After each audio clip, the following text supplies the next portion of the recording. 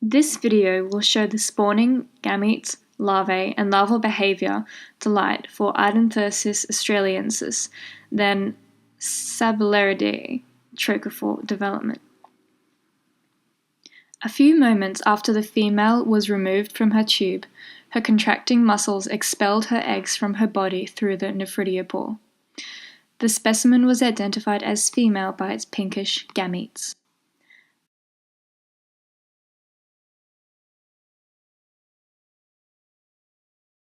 The male began spawning immediately when he was only partially removed from his tube. The specimen was identified as a male due to the cloudy white gametes he released.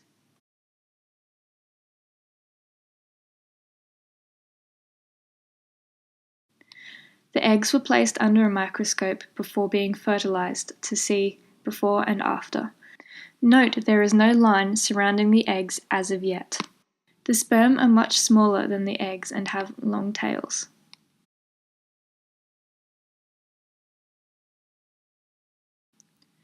This egg has been fertilized, and I'm assuming the same process has occurred here that occurred in the sea urchin eggs, as they both look like this when they've been fertilized.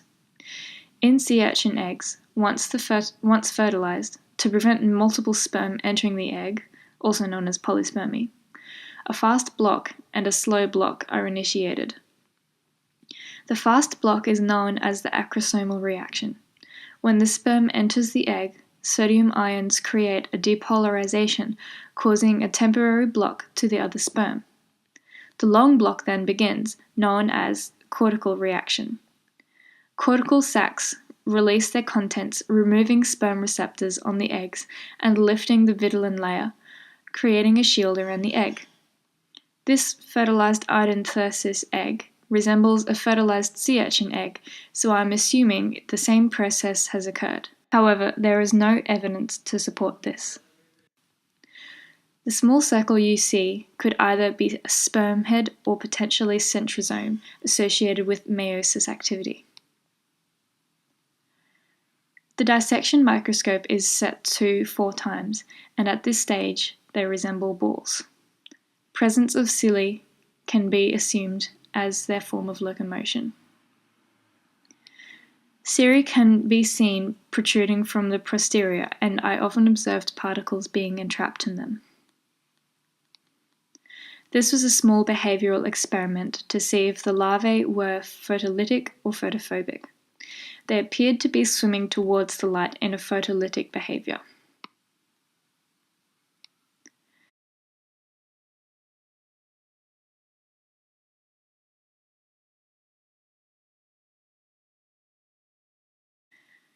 These next images were based off a paper describing the development of Sabellariidae alveolata, which is, like Idanthyrsus australiensis, a member of the Sabellariidae family. Many studies have agreed that there is not much variation within family when it comes to their trochophore larvae.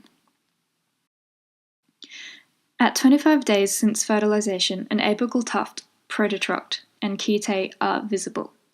Prototroch are used for locomotion. 10 days later, more cilia grow in the form of metatroch and telotroch. At this stage, the dorsal hump can be recognized as a small rise with a few cilia. Primordial palps also begin to form. 5 days later, the primordial palps and dorsal hump are more distinguished. 9 days later, and the primordial palps are beginning to be ciliated.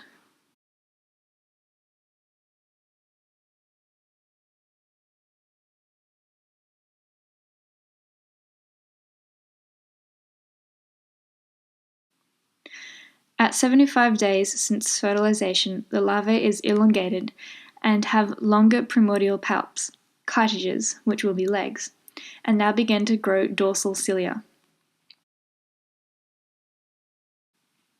As the time to metamorphose becomes closer, the larvae lose their chaetae and palliae begin to develop where the chaetae were. By now, the dorsal hump is very well ciliated.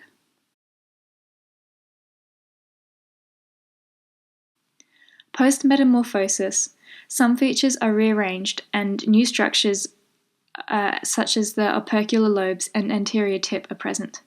The mouth's position can also be seen here.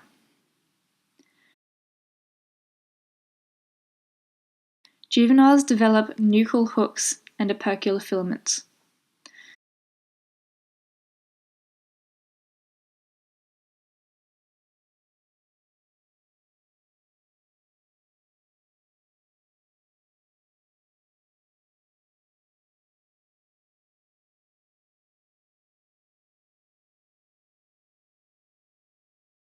The final image of the juvenile can be seen with palliae, nuchal hooks, opercular palliae, palps, opercular filaments, dorsal hump, ceticle, and dorsal cilia.